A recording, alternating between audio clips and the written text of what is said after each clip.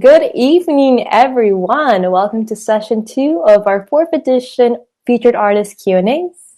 My name is Veronica Castillo, and I will be your host for tonight. So just to give everyone an idea of how our event will run, for the first 40 minutes, I will be asking our featured artist a variety of questions. Then we'll open it up to questions from the audience.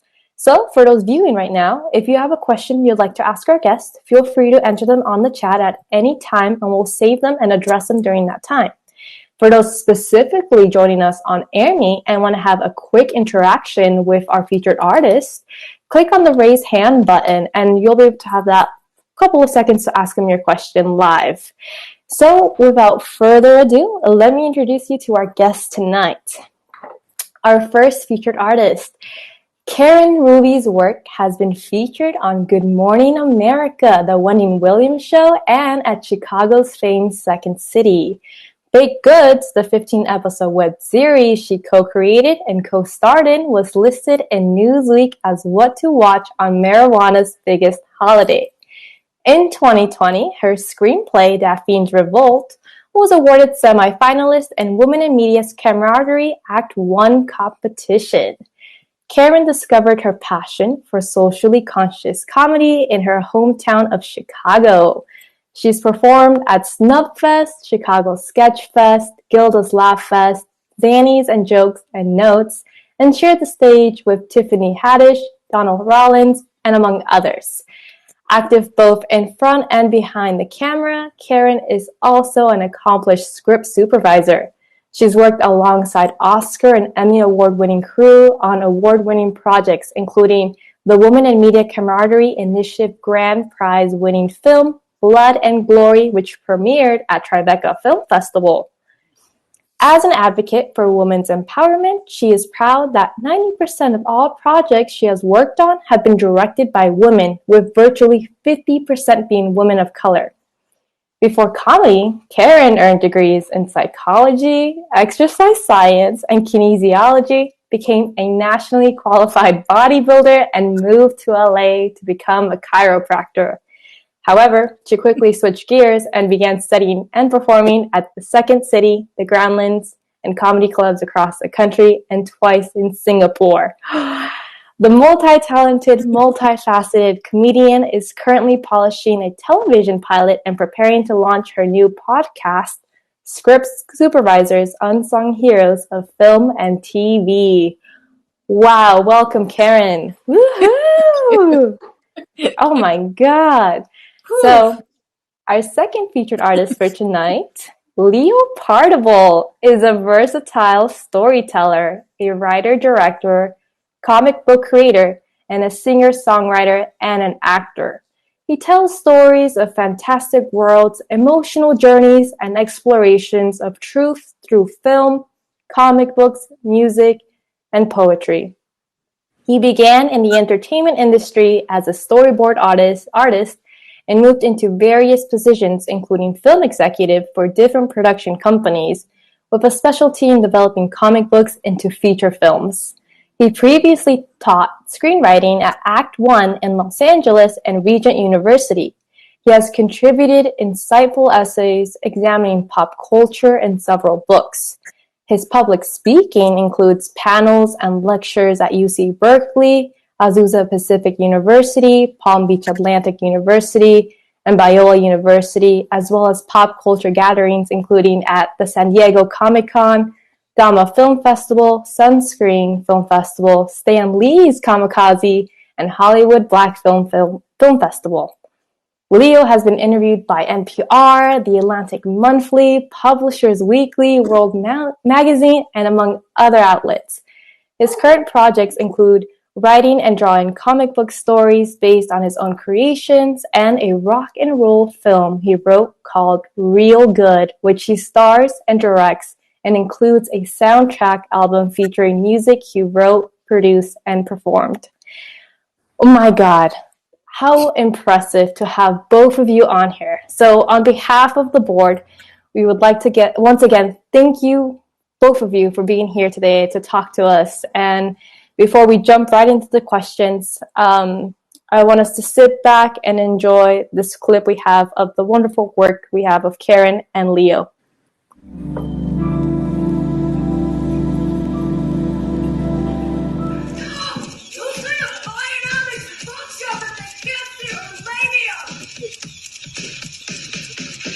name is Leo, man, and I run the world's first intravaginal advertising agency. He used to be a doctor, and doctors prescribe weed, and then he became a patient, but he's also a caretaker. And caretakers can grow 6 plants per patient, and if we give us some of our treats, it's kind of against the law. Which hack would you like? Oh, 100% the bubble gum. Haven't you gotten gum stuck on your shoe? You can never take it off. Why'd you pass on the cash? The curtain, though. Sure. Tiffany. The curtain, though. It's a giant flying pig. It was all falling apart. But now, I've got some new songs. And behind the music, there's a story. All right, boys, let's do this again, right?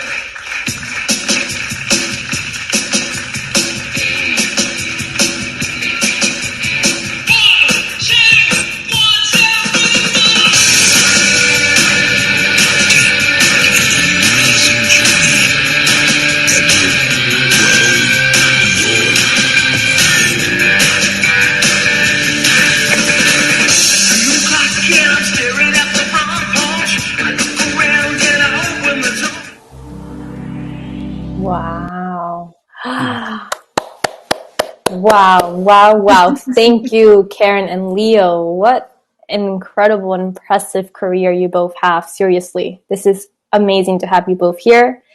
And let's start right into the general question. So, like I said, let's do a quick rundown. We'll do general questions for about 40 minutes with also specific questions for Caryn and Leo, and then we'll open up questions from the audience. So let's dive in. All right. So in your field of work, what's more difficult, to get started or to have motivation to keep going? So what was the particular thing that you had to conquer to do either? Who is this for? It's both. It's general. So for both of you, and then we'll do, we'll segue into each other's, Okay. Caryn, why don't you go ahead and start? Okay. I was thinking about that, and I feel like it's different depending on which aspect you're asking, right? Like, I felt for script supervising, I felt like that was harder to get started. I had to learn the job, which is a big, massive job.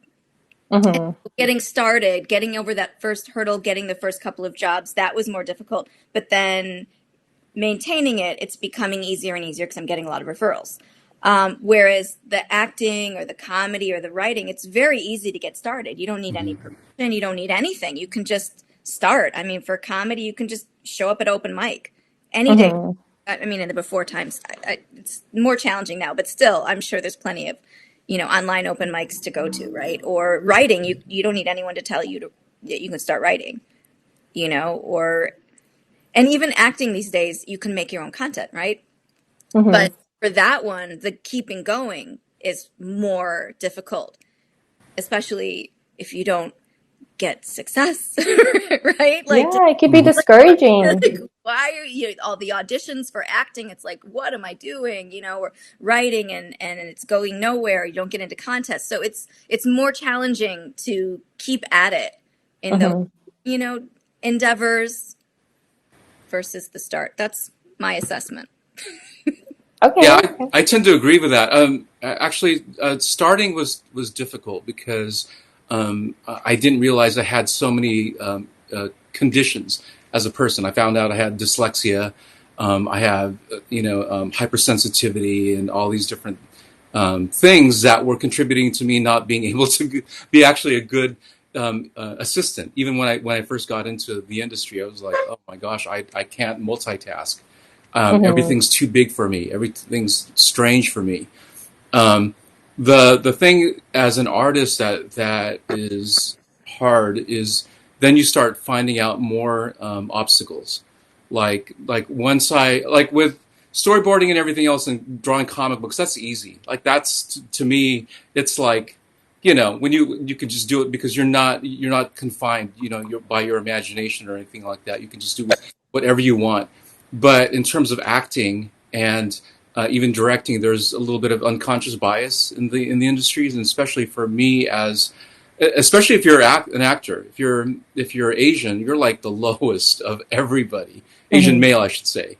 And so there's really nothing for you. So you do have to kind of adjust and start creating your own material, it's a great time right now because you can just be yourself. And so I think those obstacles are starting to fall the more we press on and we press on together, I think. Okay. And you think, do you guys practice, or do you guys believe in manifestation? Do you feel like when you were younger, you always imagine yourself where you're at now, or how did you first start as an artist, and how did that change over time?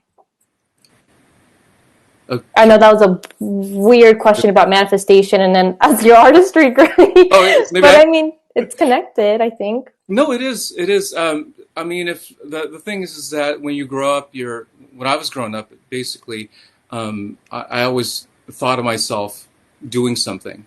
So, actually, let me just take a step back. In terms of drawing, like for example, if I don't see it, then I can't manifest it. If that makes any sense. I have to put it on the page, but before that can actually happen, I have to see it in my head.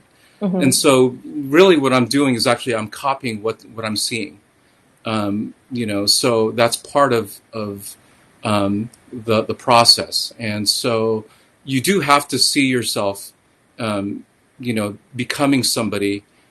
But that's why representation matters, right? Because when you see something on television, then you think, okay, then I can be that person. If I don't see it, then it's going to be very difficult to actually become that person. Yeah. For me, I would say I grew up in a way that I didn't have a lot of self-esteem or self-worth kind of a thing. And so I didn't think it was possible. Like, I wanted to work in the industry. Like, I always knew. I grew up in Chicago. And it's like I fantasized about living in Los Angeles. Oh my God, if I could live in Los Angeles to work in the entertainment industry, wouldn't that be, but I wanted it, but like I couldn't like fully, and so the way I sort of like fell into it, but it wasn't really like a falling. It was like a directed falling. Yeah. You know what I mean? Like, yeah. I moved here to go to chiropractic school. I never ended up going, but I needed something. Yeah. I needed a reason. I couldn't just move to LA and try to be an actor. Who does that? I couldn't. And so I moved here to be a chiropractor, but then I didn't be a chiropractor. So, since I'm here, might as well take some acting classes, I'm here, So, so I never really had like a very, like a very clear vision of what it was that I wanted to do. And I feel like that's why it's taken me a while to figure it out. And also I didn't know there was such a thing as script supervisor. So I couldn't dream of it, and so I feel like that's what happened. You know what I mean? But like I found all these things that I can do, all of them, and I feel really lucky, Yeah. I found this Wow. my way. It's a requirement to be pretty much doing everything, especially for women and people of color. It's just, you have to do everything. Yeah, for sure. So let's say, if you could, reach out to someone dead or alive and ask and get any type of advice, what would you ask them, and who would it be? Oh, I was thinking about this, and I guess my first choice really would have to be Carol Burnett. Oh, Just okay. because that was the start of it all. Like when I was a kid watching Carol Burnett and her characters, and that show was just so impactful. And she's still around. Hey, Carol.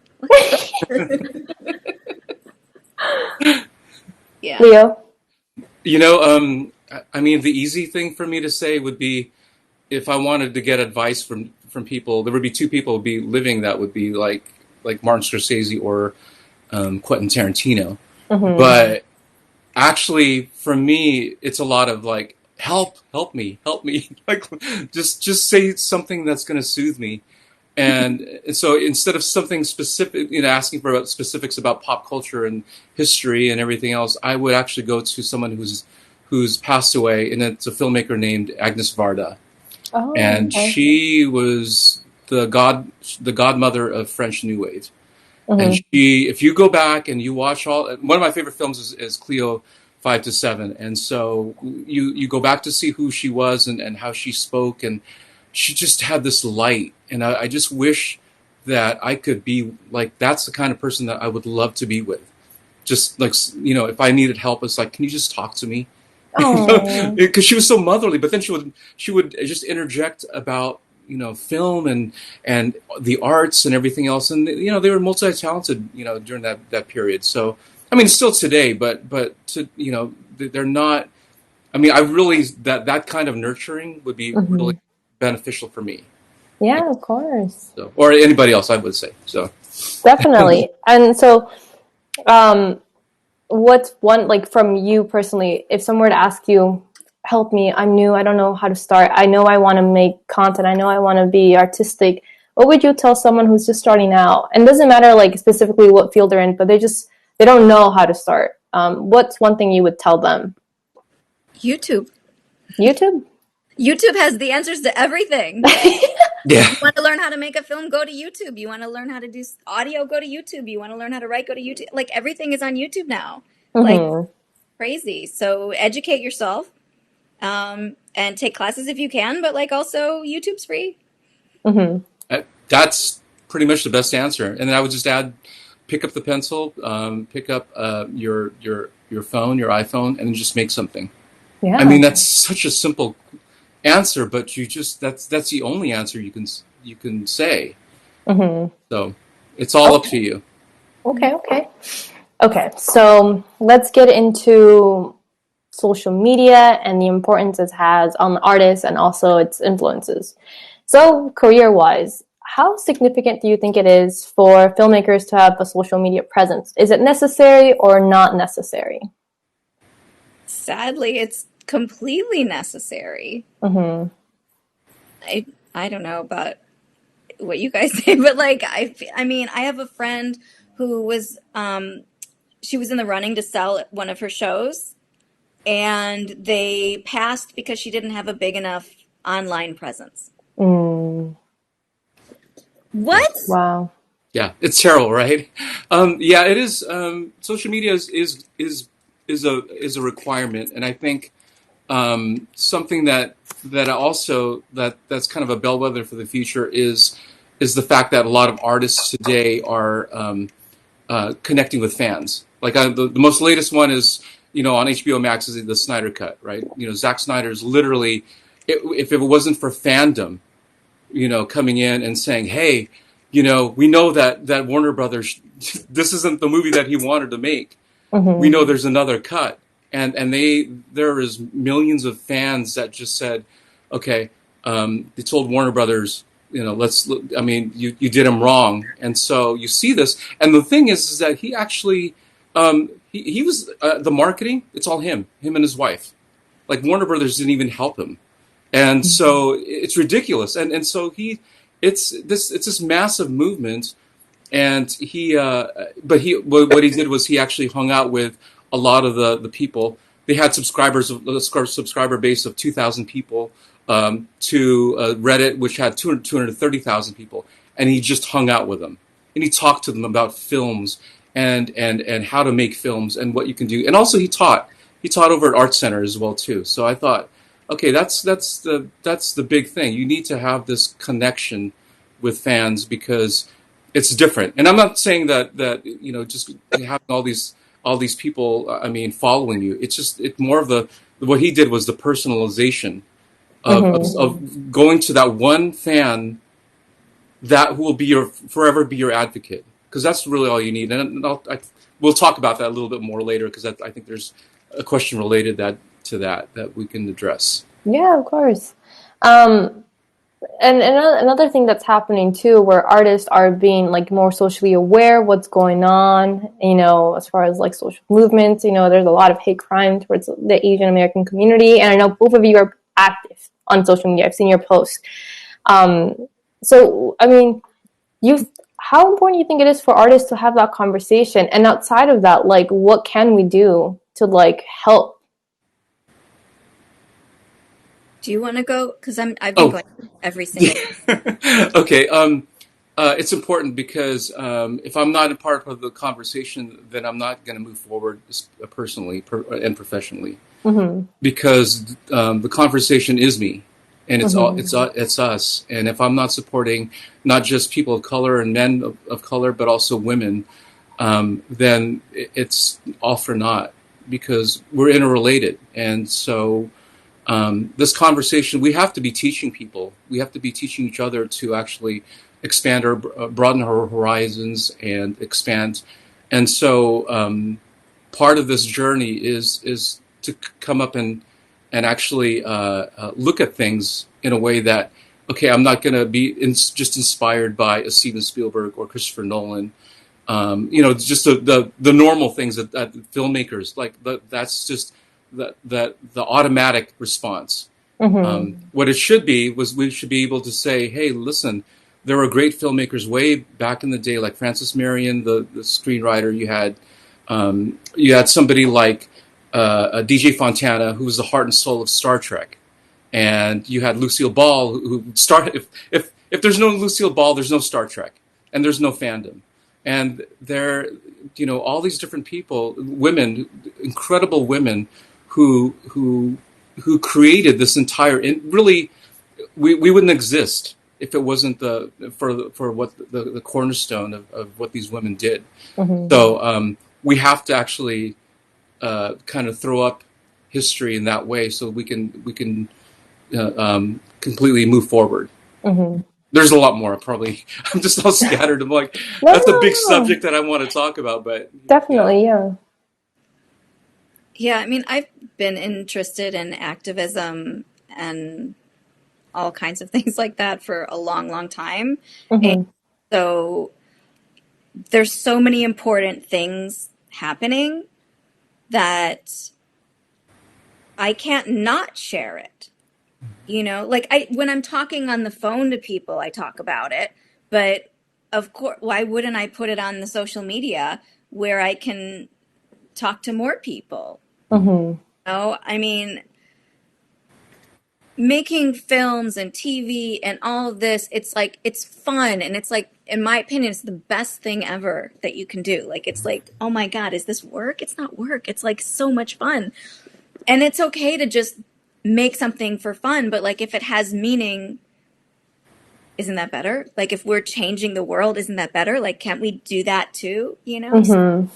So I think it's kind of our obligation and our duty to make stuff that changes hearts and minds, and move the needle on empathy, because things are messed up right now and they have been for a really long time. Yeah, definitely. Yeah, and I'm sorry. No, go ahead. I just wanted to add, because part of activism is art, and so when you think about A Christmas Carol or anything that during that point where a story like that happened, and it changed people's hearts, Mm-hmm. So you want movies that will actually change your hearts, because that's where you can tell people, you can do this political activism, and you can get on the streets, but really what the backbone of everything is actually the song to rally behind. Like the 1960s, they had like A Change Is Gonna Come, or any of the Bob Dylan songs, or anything else like that. We rally around songs, we rally around movies. So that's part of our national identity. So it's definitely important in that way.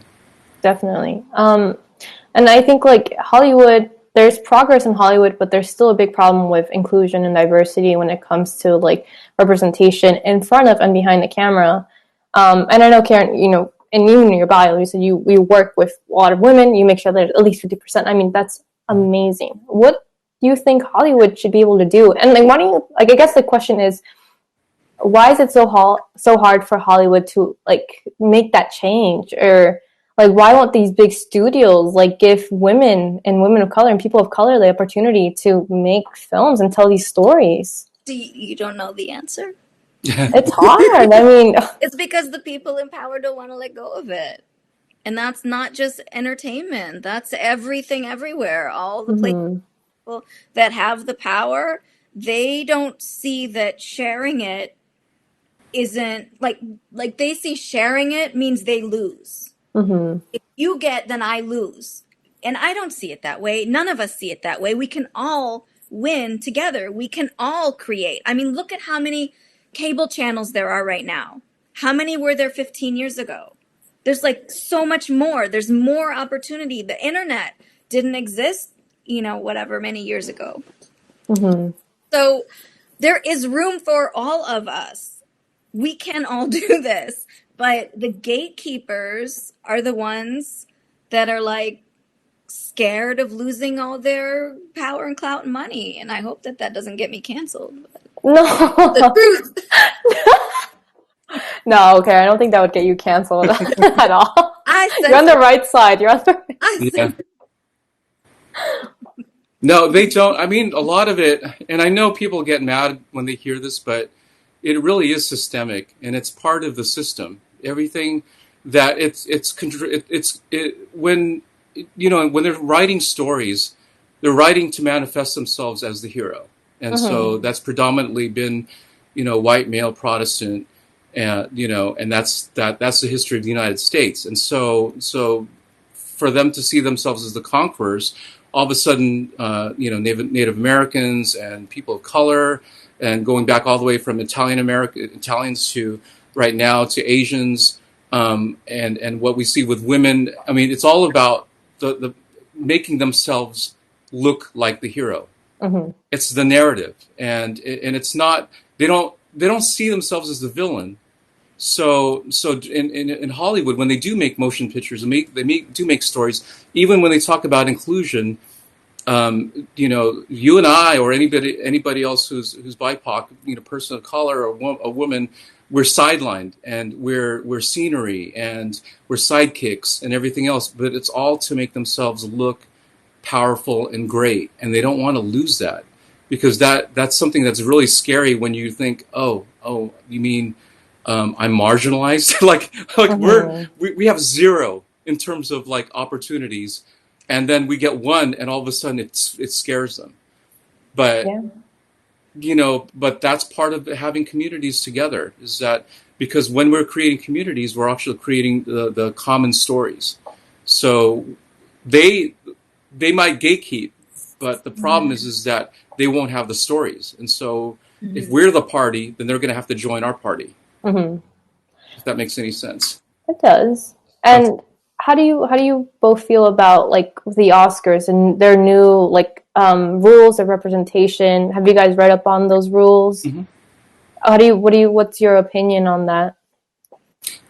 Oh, I guess. The rules of representation, I think that they're great, because what they do is that they're because I just talked about the kind of the structural, in terms of like the racism that's inside, built into Hollywood. So what has to happen is you have to have the reverse, not really the reverse, but you have to make it structural, so that, hey, you have to have these people included, because otherwise you're just going to be going back to the default of films. You're going to just see like, oh, well, this person, if we're going to have a story about the hardships of America, then it becomes, somewhere in Kansas, and then everybody thinks, oh, that's great. But what if you white family, right? But then then you change the scenario and says, hey, wait, Koreans are Americans.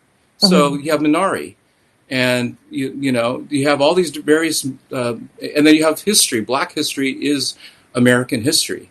So you have Judas and the Black Messiah. You see these things, and you say, look, I mean, this is the greatness of America. There's a difference between the American way or American exceptionalism and the American dream, and we're part of the American dream. So we've got to sell that. That sounds better, right? Rather than, oh, we're taking over. Because no, we're we're the American dream. That goes back to before the Pilgrims. It goes back to the natives in this land. So I think that's. I don't even remember the question now. Oh, but the Oscars, how like their eligibility. Yeah, definitely. Caryn, what are your thoughts, opinions? Oh, I got a little distracted because I saw my cat was about to jump up, and like then she did, so she's here. First of all, I think any movement, towards inclusion and diversity is good, but it's so slow and it's so little. Like they want to be, and I didn't read the new whatever you were talking about that. I didn't read it, so I'm uninformed. That being said, I feel like you get it though. I'm ignorant, but here's what I'm going to say. But I feel like in general, it seems like they want to like take a little bit of 2 steps forward, like do a little, and then be like, pat me on the back, look what I did. And it's like, yeah, it's something. Okay, good. Progress is good. But like, it doesn't have to be this slow. Like it's slow on purpose. They want the credit and keep the power and, not really. Anyway. Yeah. I mean, there's a lot of uproar with Minari not being nominated for best, feature, and it being like an internet. Like, there's a lot of controversy with that too, and I know there has to be more change. Right. But that is an American film. It's an immigrant story, and it takes place here. So it's a lot of confusion, and I think it definitely needs. They're making changes, but it's also like, for a reason they want them to like be like acknowledged for that, and it's no, it doesn't work that way. Oscars, and it's like they got so much flack. Okay, now we have to do it to save ourselves. Not because they want to do it, but because they're losing money or they're losing viewers or they're losing, I'm gonna get myself canceled on. No, no, don't. Caryn, you can't get canceled. Absolutely. No, definitely. You're on the right side. So mean. Okay, so moving on. So I have a question about like pop culture and what it means. So do you think you have to constantly consume art? It doesn't matter what type of art, but just any type of art to make it. And especially if you're like having trouble, if you're struggling with like making art, do you think like watching movies, listening to music helps you make art? Yeah, it can be inspiring. I don't think there is or should be any kind of rules. I know that there's people out there who don't want to see anything because they don't want to be influenced by it. And then there's other people that just consume it just to be in the know or because they enjoy it or because they're doing research. I feel like really it's one of those, whatever works for you. Do what works for you. Don't let anybody tell you what you should and shouldn't do about consuming art. Right. and to expand on that, part of it is that it really tells you if you really are supposed to be in the industry. Because a doctor is going to continue to learn, a lifetime, and every profession, there's lifetime learning, and so part of it is that being an artist is an obsession, in a good way, because you're obsessed with something, and because you were struck by this beauty. And so what you want to do is you want to commemorate seeing and feeling this thing. So it's just like when you're a kid, you watch Star Wars or you watch Lord of the Rings or you read Harry Potter, and you were so struck by it that you have to manifest that feeling again and again, and so you recreate that. And there was a great story of Steven Spielberg he said that when he was a kid. When he wanted to make photography, and his dad wouldn't give him a camera. So one time he gave him at one point he went to go see a film, and I think it was The Greatest Show on Earth, and there was a crash that occurred. There was a train crash in the film, And Spielberg just like a little Stevie Spielberg, it's like, and he was obsessed with this crash. So what happened was his dad bought him the train, and because he thought, okay, you love trains, he kept crashing the train. So his dad goes, I'm going to give you a camera, and you can just film the crash and you just watch the crash. So that's what happened, because that became his obsession. And then the second part of that was that he was in the Boy Scouts, and he saw this thing where, he only had a movie camera, and his project was to create a story based on photographs. Well, he used his movie camera instead, because his dad said, "No, I'm not going to get you another camera. I'll just use this stupid thing." So what happened was he made a film, and with the crash and everything else, and little Stevie Spielberg shows the film, and then his Boy Scout troop just went ape shit, like literally, little kids, and Spielberg just felt like, this is what it means, like I want this adoration. I mean, he said that. Mm-hmm. And so when that becomes an obsession, when you see rock stars, when you saw Bruce Springsteen singing Elvis for the first time in '56, and Tom Petty and all these guys seeing Elvis and going, I want that. Mm-hmm. Right? That's the beginning of everything, because then it becomes a lifelong obsession. So that shows you if you're going to continue to have that obsession, if you're going to be in the industry. Because if you don't have something to say, then you're not going to be in the industry. That's just the bottom line, right? So I wish I could have a shorter way of saying it.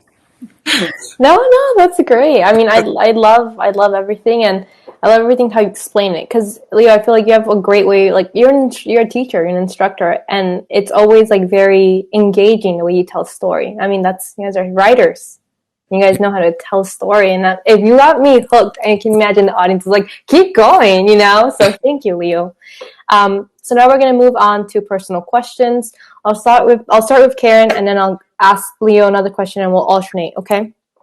So my first question for Caryn is, how did you get your start into script supervising? Because I know you mentioned like it's a meticulous job. It's you have to know what you're doing, and you have to get certified to do it. So how did you attend school? How did you get training for it?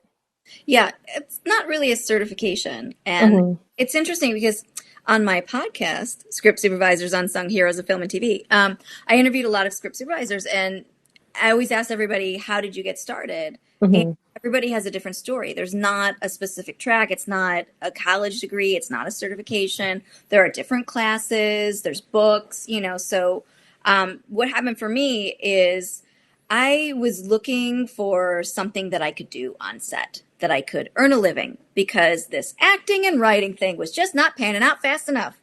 And it felt like a really expensive hobby. And like, I need to be in this industry.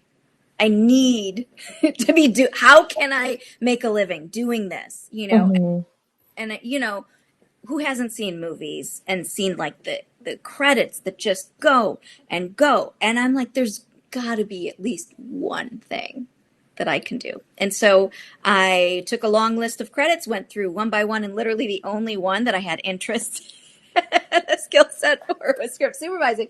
And so my friend Mackenzie from Baked Goods was doing her own web series.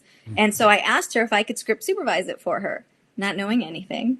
And so I went on, and I did a lot of the continuity stuff, just inherently like understanding it, and luckily the makeup artist on set, her like really good friend was a script supervisor. And so we were talking, she's like, oh, I love script supervisors. I'm like, this is my first time. And she's like, oh, like, yeah. And I really love it. And I'm really interested. And she's like, oh, you have to talk to my friend Hannah. And I was like, great. And so I like, you got to study with Randy Feldman.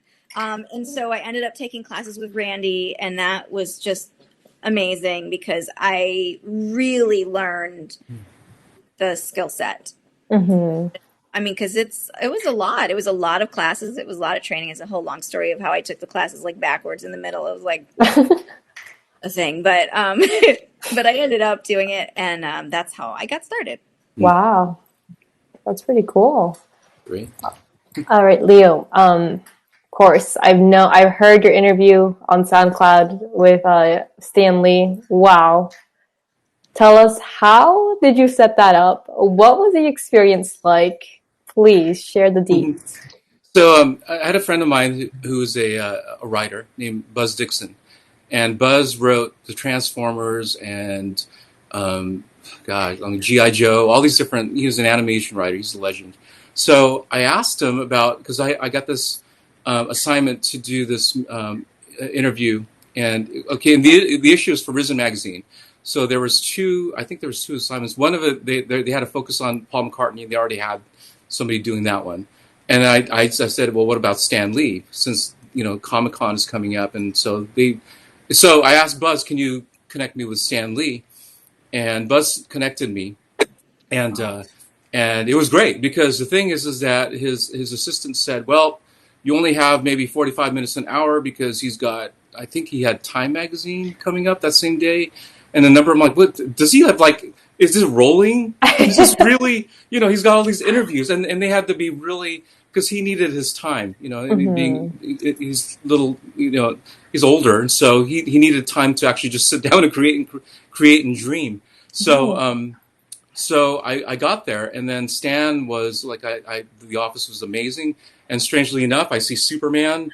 He's got this picture of Superman, and and all this other things, and it's like not non-Marvel stuff, which was really cool. And so I got into this really big discussion. There's the hour discussion that I did, or what I had in the on my SoundCloud. So I could actually type it out for the interview, for the written interview. But there was about an hour and a half that I spent with him, which felt like a masterclass of everything. So I asked him about, and I didn't get to things like I asked him about, did Federico Fellini actually come to Marvel? Because these great directors, from the Italian directors and French directors, just love comic books, like Fellini and Alan Resnais. So I found out that Alan Resnais was a personal friend of his. He did this film called Hiroshima Mon Amour, which is one of the greatest, probably in the top 10 greatest films of all time. So anyway, I had no idea, and he was telling me things like, Alan wanted to do comic books, and Federico Fellini came in, and he had the three other Italian friends with him, and who were his translator, and the receptionist told me, we got a guy named Fred Lavini down here. It's like, it sounds like it's Federico Fellini. Oh my God! Right? And Fellini was just like, how did you do in Italian? These great stories and blah blah blah blah blah blah. And the irony of it all is that I talked to him about it. I said, Fellini ended up wanting to do Flash Gordon, and because he couldn't do any of the Marvel stuff for some reason. So he went to Dino De Laurentiis, who had the rights to Flash Gordon, and then around that same time, it was like 71. I think George Lucas approached him and said, "Can I do Flash Gordon?" He said, "No, Fellini's doing Flash Gordon. Who are you?" And so George Lucas essentially said, "By God, I'm creating Star Wars," which he did.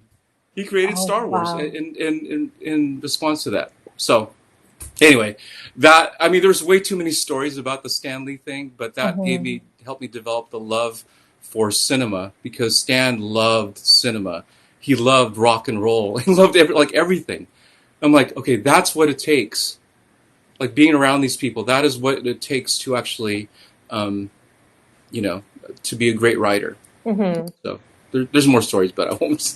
Well, wow, that's exciting. Thank you for sharing. I was definitely really curious about your answer for that one. I'm like, oh my God, I want to know what that was like. So that's really cool. Caryn, so you're currently developing your podcast, which is really exciting, on Script Supervisors. So why did you start this podcast? Where do you intend to go with this? I started this podcast because nobody knows. I mean, some people do know, but I was having all these conversations with the script supervisors. There's a really wonderful group here in LA called Los Angeles Script Supervisors Network. And in the before times, we met in person the first of the month, all over town. They'd move. And it's really great what they have to connect with each other, because as a script supervisor, 99% of the time you're working by yourself. You're a department head, but you're a department of one. So you don't usually get to interact with other script supervisors at work. And so they created this community. And so we'd meet and we'd talk about how hard our job is, how nobody knows what we do. They don't understand how nobody wants to pay it. Not nobody. I'm not going to get myself in trouble, but like, it's like one of the most underpaid positions on set, maybe because it's mostly a historically female role, whatever, and it came up in conversation after conversation. And I was talking to one particular other script supervisor, and I was like, we should do a podcast. And she was like, we should do a podcast. And then she's like, but I don't really have the time to do it. And I was like, but I'll help you maybe. And I was like, okay. And so then I was maybe going to work with someone else and we were going to do it. But then like it just sort of fell apart. And I was like, well, look, it looks like if it's going to happen, I'm just going to have to do it. Yeah. And I just believed in it so much. I just really wanted to get that information out there, and maybe increase the visibility, maybe increase the respect, maybe increase the pay, that we don't every single time have to fight. And all this is non-union. Once you're in the union, it's a whole different story. And I'm not in the union yet, So this is all just non-union, lower level production, But at that level, that's where it's really needed for people to understand how important we are, what we can do, and that it's important to pay for pre-production, because otherwise we show up on set. Don't you want us to have read the script? We have to do a breakdown. We have to understand what's going on so that, because people are always asking, what day is it? What time is it? You're shooting out of order. Who's keeping track of everything? We are, Yeah. And so if you want me to come to set and from the jump understand what is happening, I need to do that pre-production work before I get to set. And you should pay me for that. Because that is work that I'm just, So anyway, that's how the whole thing got started. And it just really became amazing. The script supervisors that I was able to have conversations with that are going to be on the podcast. Like living legends in the field, people who've worked on all kinds of Academy Award winning, Emmy Award winning. Oh my God. Top at the top people, and all across to, people who are somewhat new. It's a really good variety of script supervisors, and the way that, now I'm going on and on, but like the way, but really quickly, but the way that I'm creating the podcast, I'm really proud of, is because I've interviewed all these people, and I figured, if I just put out interviews, there's going to be a lot of the same things that we're talking about. So I thought it would be better if we take those things and put them together by topic. Because there's going to be short interviews and then topics. And the topics are going to be pulled from all the interviews. So it's like what everyone has to say about continuity, what everyone has to say about working with actors. So it's different point of view, somewhat the same, sometimes different, sometimes surprising. What are they saying about this? And just like sound bites and short explanations and little stories. All put together. And so that's... Well, wow. Thank you. And thank you for letting us know, where you want to go with this. And we can't wait to listen to it. When is it coming out? That's a great question. I didn't say where I wanted to go. To the moon. No, I wanted to... because I have interviewed such rock stars in the field. I want everybody to hear this, I want all the script supervisors to hear it, to support their fellow script supervisors. I want all the filmmakers to hear it so they can understand what it is that we do on set. Some people think we just sit there and take notes, and that's part of it, but that's not the most of it, So there's a lot of misconceptions that I want to clear up. And then the big goal, right? Because the award shows, they award everybody awards. Not just script supervisors, and that's not fair. So that's maybe one day. Yeah, no, for sure. One day we'll get to, be awarded too. So that's the story, and I'm sticking to it. Okay. Are you is it going to be available on Spotify, or how can we listen? It is not completed editing yet. It's still in the process. So I don't have a specific date yet for the launch. But I'm thinking this summer. And if you follow, the Script Supervisor podcast on Instagram. That's where all, that's the social media for it. So that's where all the information is going to be leading up to the launch. And then when it's launched, it will live on the Lassen website. So with all the other information about Script Supervisors in Los Angeles. But for the time being, go to Instagram, and that's where all the information will be. And you can find that information on Caryn's page on Eccentric Artists. All her website, her Instagram handle, everything's on there. So be sure to check out that page and Leo's page too. So our last question for Leo. So for Real Good, you use 3 different formats. I had no idea. I was reading on this and I'm like, what? Tell us more about this. I'm curious. Tell us. What formats did you use and why did you decide to use them? Okay, so when I was looking at some of the greatest films, I thought, okay, well, when you're creating movies, I mean, there's a studio, and it's very clean, and there's a way of doing it. But there's something about the way that they back in the French New Wave, what they call the left bank, and then also when you got in the 1960s, when you have the Italian neorealists, and well, that's the 50s, but then later on, just a lot of indie filmmakers, and they had this thing where they just broke storytelling, and so this is where script supervising is really helpful, because the thing is that if you don't have continuity, you're going to have to, you need that continuity in between because of the storytelling if you're going to break convention. So I'm a huge fan of also guys like John Cassavetes and then of course Jean-Luc Godard, who his films would he would use typography, he would use just visuals or photography, or he would use all these different things. And I thought, well, why can't I just do something like that where I can do a mashup of things in storytelling, because we can't just be confined to something. In comic books, we do mashups all the time, right? And in music, we do mashups all the time, right? I'll take a stem and I'll rearrange things and do mixes. Well, why can't I tell a story in that same way and break convention? Because they did it in the night. I was doing this research and I'm watching all these old MTV videos and then all these documentaries. I'm thinking, there's mashups all over the place. And then the music that I listen to, the great concept albums like David Bowie, Ziggy Stardust, and Sgt. Pepper's, or you see all these different things, and they're mashups, or the thematic, something like Taylor Swift, 1989. You sit there and you go, that's a mashup of things as well. So why can't I tell it the way that Tarantino did in Kill Bill, where I interrupt something and I go into another medium like animation?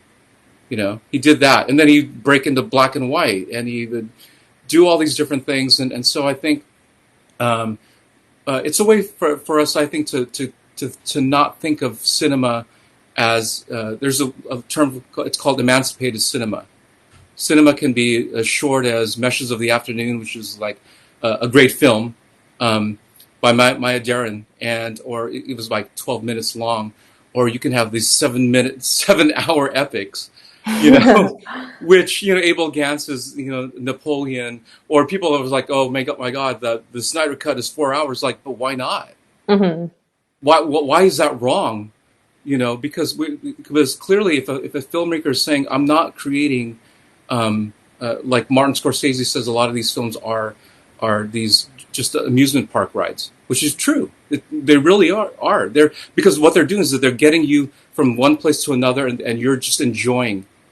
But if we break convention, I can sit down and say, stop a moment here, and then just kind of reflect on this visual. So I want to slow it down a little bit, and I'm going to move it around, or I'm going to give you something really psychedelic within the film, but it's going to be consistent. So I want that Real Good to feel like an album, a visual album, the way that, I don't know, Lemonade was, right? I mean, that was kind of like my model. So why not do that? But my other projects aren't like that. They'd be a little more, I wouldn't say traditional, but I want to expand the boundaries of cinema, just in general. Sorry, I know No, I started no. veering. I'm like, okay, so this other thing. That's so I cool. was like, Are you still in production? Did you finish production? Have you been doing it in COVID? I'm still in it, because it's like a pile of like all kinds of footage. And the thing is that my inspiration was a friend of mine who died of cancer, because she sent me something and she said, "Well, you need to just go for it all, because I see you and you're doing it." And she wanted me to help her with a children's book, and then I was helping her, and then she never got to finish, but she just wanted the process while she was dying. I didn't know she was dying.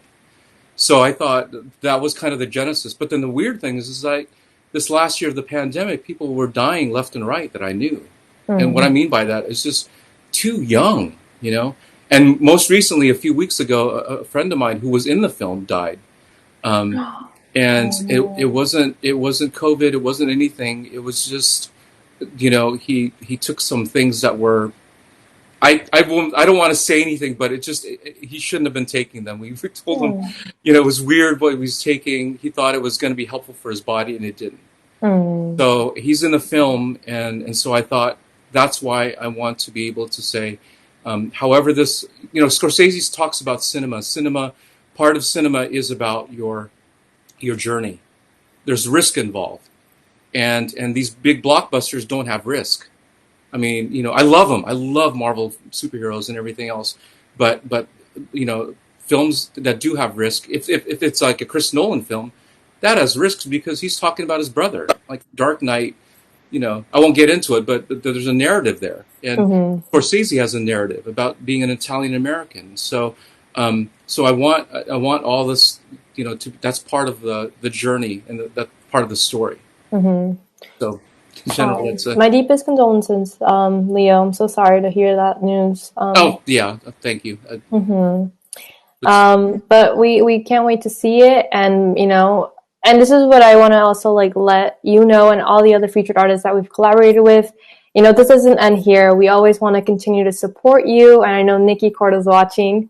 We have a question from her, and we'll go on to audience questions. But if we're featured artists, if you have projects coming up and you want to promote them, EA definitely accepts that. We want to be able to promote your stuff. So when that comes out, Leo, please let us know. We want to shout out Real Good, and of course the Scripty Pod, of course. So we can't wait for your projects to come out. And now we'll start with audience questions. So our first question is actually from Nikki Corda, and she said, how has LA changed in the past 10 years or so? Oh, it's... Go ahead. I mean... How has LA changed in the last 10 years? Mm-hmm. Well, I don't know that I'm the best one to answer that, because 5 of the last 10 years I was in Chicago. Right? From 2010 to 2015, I was in Chicago. Unfortunately. So how has it changed, though, in those 5 years? What do you think, Caryn? How has it changed in the time you've been there? What progress have you seen? What things do you wish you could see? Though, that's too general, Nikki. Can you specify? In what? And I mean, there's more electric cars. What? I'm just kidding. But maybe in the industry, you think? Industry. I don't know. Leo, take this for a second. I don't know. Well, it's interesting because suddenly in the last year, in the pandemic, everything changed. And leading up to the pandemic, I think for people of color, there was a little bit of kind of a slow change. You saw things before that where all of a sudden you had Crazy Rich Asians, you had all these different films that were coming out. And then all of a sudden, out of nowhere, I mean, just look at the Oscars right now, right? I mean, 7 out of the 8 are people of color and women in the Best Picture, and so now the stories are starting to come out that in terms of, whereas 10 years ago a Marvel film was Iron Man and a DC film was Dark Knight. 10 years later, we were getting Shang-Chi, for Marvel. which is Asian lead. You have and you have Birds of Prey, which is directed by Asian Kathy Yan, and it's all women. That, I mean, if anything else, especially in superhero films, all of a sudden you have the rise of diversity, faster than, strangely enough, in the kind of the mainstream films. Although, except for, I wouldn't say that. That's not right, because I think indie films, all of a sudden you have people all of a sudden deciding, hey, I want to listen, I want to watch these films. I don't want any more, white guy shoegazing, stories, in indie films. Now we're going, hey, Nomadland, where, you're a poor woman, in a trailer. Like I see that, and if you tried to pitch that 10 years ago and with an Asian director, a woman, people will go, nah, not at all. No one's going to see it. And now it's out here, right? So that there's a difference in terms of what is acceptable. And I think you'll see, like in Netflix and the streamers, everything is starting to open up for the better for everything in terms of different types of stories. So, but it's all up to us. So that's the thing. People aren't ready. I see people around town, and they're like, "Oh, I want to do this project." I'm like, "Well, just there's other people that are ready to do their stuff, because they've been developing these for years, and they're just wishing that they, there's a good chance. And now it's the time. That's why I'm telling people, go for your project now. I mean, don't. Doesn't matter how crazy it is, because we're going to need that crazy project to see on Netflix or Warner Brothers or HBO Max or any of these other places. Why not? Yeah. So to clarify, Nikki did say industry, or how about lifestyle? Thanks, Nikki. One of the things that I was thinking of while you were speaking was how the conversation has changed. That people are talking more about diversity and about inclusion and about racism and about systemic racism, all of those topics. And since the Time's Up movement, that's been a real hot topic too, and all these Harvey Weinstein and all those guys, just like going down. And like, I feel like, I don't know, I keep seeing so-and-so step down because of inappropriate comments. Yes. More women are accusing so-and-so, and so I feel like there's a shift there. And I feel like, I don't know if it's totally shook the top, like if there's like massive change at the top, but I feel like it's coming, Okay. Another question from Nikki. For Leo or Caryn, speaking of activism, have either of you made a documentary? Oh, a documentary in terms of like just a documentary in general. Go ahead, Caryn, if you had something. I have not made a documentary, although I did just work on a mockumentary. Oh. Would you be interested in working in a documentary? Yeah, I would. I watch documentaries all the time. I love documentaries. So actually, I have a handful of documentary ideas that I've been developing. Okay. And that's the. In fact, it's probably early to doing this, but I mean, I've been talking about with some people about doing a podcast about the history of cinema, or actually pop culture, with a comic book, as a center, kind of the centerpiece of it. But from a vantage point of people of color, because the thing is, here's the other thing: when we say people of color, people go, "Oh, that might not be that interesting. It's not as interesting as Stan Lee. It's not interesting as this and that." But people don't understand there was a seismic shift in the way that we create characters and people. Whereas when you think of Birth of a Nation, which is the biggest movie of that, the 1916, I think it was 1914, and that was their Titanic / superhero movie. And people don't realize, like, that's a superhero movie. They're white hoods. They're lynching black people, and all of America at that time was just clapping for it. It was the biggest movie of all time, and so and that period, everything. The heroes were like Tarzan, white savior, and John Carter of Mars, who was also a Confederate soldier who went to save people of color on another planet. And then all of a sudden the shift comes in 1938 with Superman, who's an immigrant, and Wonder Woman, who's basically bisexual, and all these different heroes that just changed the story. And so what I wanted to do is I wanted to kind of focus on that and how the narrative changed, and all the way to Star Wars, where you went from Flash Gordon, where there's the Asian menace, right, Ming the Merciless, to all of a sudden the Asian influence in Star Wars. All of a sudden that changed, because now the menace weren't Asians or people of around the world. The menace was actually the Empire, the United States, and that's what George Lucas said. And so it was about all these people from the desert, the people from the Middle East, people from the jungles and Asia, who that was the narrative, and that they were the heroes of Star Wars. So I think. And that goes into what I'm doing as well too, in terms of my own stories. Is that part of that documentary is my research, but it's also changing the narrative in our stories. Whether it's like an '80s film I'm working on, which is about instead of like Molly Ringwald or anybody else, which I love those films, but it more be it from an Asian male perspective and interracial and all these other things. Okay, well, our last... if that helps. It does. I think so. I mean, Nikki, does that help? I'm just kidding. Our last question is from Blake, and he asks, do either of you remember a specific piece of criticism you received that has really stuck with you and changed how you approach your art?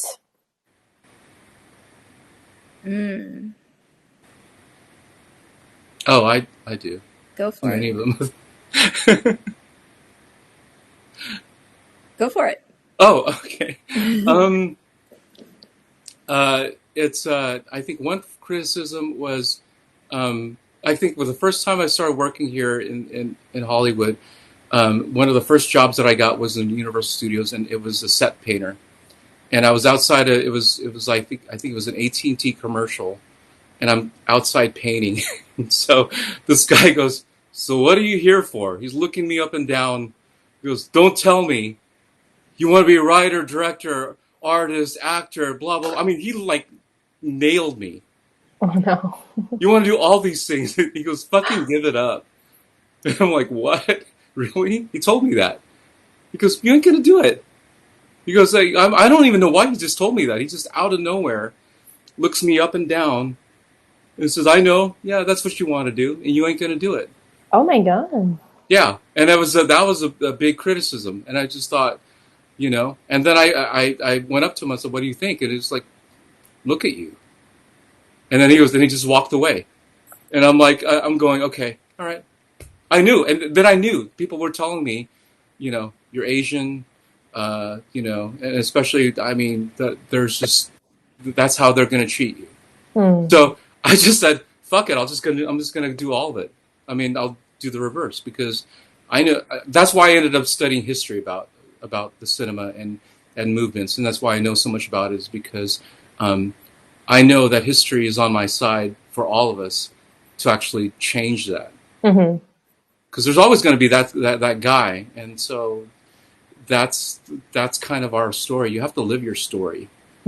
Either you're going to live the story and say, "Let's go for it," or you're just going to wander in mediocrity. So I think that's the best thing to do. And you proved him wrong. Thank you. Caryn? For me, I think it's probably all of the rejections. Rejections on rejections on rejections, the auditions that went nowhere, the film festival submissions that didn't get in, it used to be hard. You put your heart and soul in something and you get rejected. And then it just after a while, it gets to a point where you're a little bit numb to it, and somewhat recently, I really had this massive aha moment. It was like, oh, well, the gatekeepers are still white dudes. They don't get me. They don't get my art. They don't understand. They're not appreciating what I'm putting out there. Oh, okay, maybe I don't have to take it so personal anymore. You know? But it took a lot of like, you know, feeling Yeah. yourself. And it's like, it's being an actor is hard, being a writer is hard, being a filmmaker is hard. You know, it's hard to keep going because the whole thing of becoming an overnight success, I mean, that takes the minimum 10 years, you know, and everybody knows this, but you don't know it, you know, and it's like, what are you doing in those 10 years? You're getting your heart broken. Mm-hmm. You know, and you have to just get used to allowing your heart to be broken to the point where you take control and you go, no, my heart is no longer going to be broken, and I am not affected by what you said. You don't get it. So true. That's great. Oh, well, that wraps up our questions from the audience. And I just want to thank both of you for being here and, you know, spending time to talk with us tonight. We really appreciate you two as artists. And honestly, it's amazing. Your careers have been just, oh my God, it's inspiring. So thank you to both of you, Caryn, Leo. You guys are amazing. We feel so grateful for both of you to be on here. And of course, to everyone who's watching, please read their full biographies. Caryn has a journal entry. And just be sure to check them out on their website. They have Instagrams. It's all on our website. But check it out on www.eccentricartist.space and learn more about them. And of course, before we sign off, Eccentric Artists would like to plug some upcoming events. So bear with me. Submission deadline for our next film challenge, Cook With Me, are due tomorrow, Sunday, March 28th at 8 p.m. Pacific Daylight Time. Submit a video of a recipe of your choice, and of course, show us your food. Doesn't matter how you do it, just submit it. You could do TikTok, instructional, however you want to submit your video. That's totally okay. We're going to be screening on Sunday, April 4th, and be sure to RSVP on our website. Last Death of 1962, written by Shay Simone, is still casting for our next simulcast theater event. We're looking to fill 3 roles, so be sure to take a look at the script and send us an email to receive sites and to submit your video. Audition. As of now, the cutoff date is March 29th, but we might extend the deadline, so we probably will update you guys on social media. And a quick reminder, our next film discussion, voted by you, is Burning by Lee Chang-dong. That will be on Saturday, April 10th at 6:30. So come join us for a discussion of Burning. And that is all for tonight. Caryn and Leo, again, you've both been very wonderful to talk to, and I appreciate having this conversation with you. If you guys want to make some quick shout-outs or closing statements, by all means, go ahead. This is your time. Thanks, Nikki. God, I was going to say the same thing. Thank you, Nikki. Thanks for everything. Oh, okay. So I'll also be sure to check out our other featured artists for this edition. We have a journal entry by Caryn K-Hall. Be sure to check that out. And come join us to all of our events, RSVP. And I think that's everything we have. Thank you, everyone, for watching. We hope you have a good night, and we'll see you next time.